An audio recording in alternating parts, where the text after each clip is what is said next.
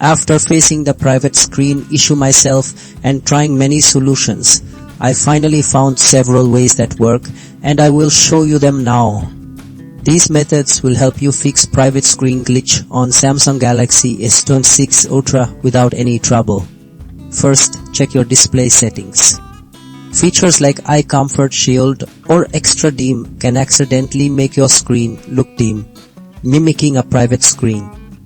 Adjusting this ensures no setting is mistakenly hiding parts of your display.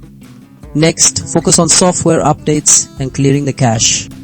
Keeping your phone's software updated is key, as updates fix known problems like display glitches.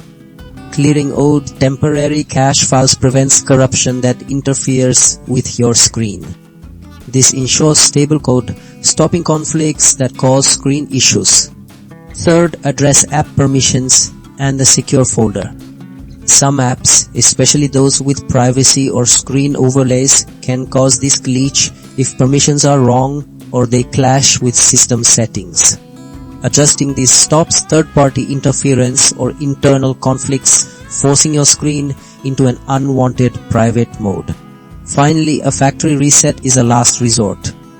This powerful step completely wipes your phone clean, removing any deep software corruption, bad settings, or hidden errors that no other fix could touch, ensuring your Samsung Galaxy S26 Ultra's screen functions perfectly again.